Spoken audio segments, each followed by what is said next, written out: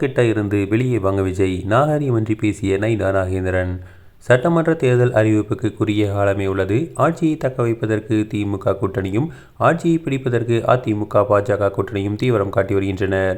நாம் தமிழர் தவேக கட்சிகளும் களம் காண்பதால் 4 முனை போட்டி நிலவி வருகிறது. தவேக தலைவர் விஜய் மீது திமுக அதிமுக பாஜக 3 கட்சியினரும் விமர்சனத்தை முன்வைக்கிறார்கள்.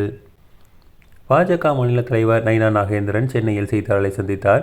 அப்போது அவர் பேசுகையில், பாவம் விஜய்க்கு எதுவுமே தெரியாது, அனுபவமே இல்லாதவர், முதலில் அவரை வீட்டிலிருந்து வெளியே வர சொல்லுங்கள், திரிஷா கிட்ட இருந்து வெளியே வந்தால்தான் எல்லாமே நடக்கும் என தெரிவித்துள்ளார். குடும்பத்தோடு நல்லுறவு வைக்க வேண்டும், நல்ல தலைவர்கள் வழிநடத்திய இயக்கத்தை நல்ல முறையில் சொல்ல வேண்டும் என்று கூறியுள்ளார்.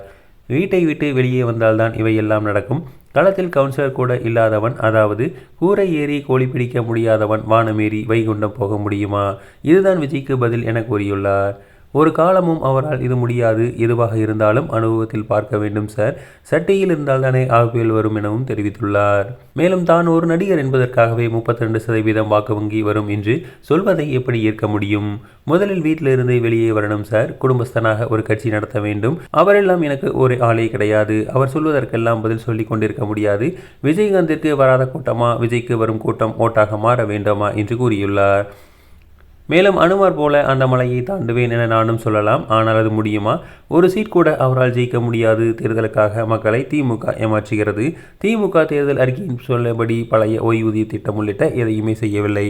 எங்களுடைய கனவு பெண்கள் பாதுகாப்பு, போதைப்பொருள் இல்லாத தமிழ்நாடு உருவாக்க வேண்டும் என்று கூறியுள்ளார்.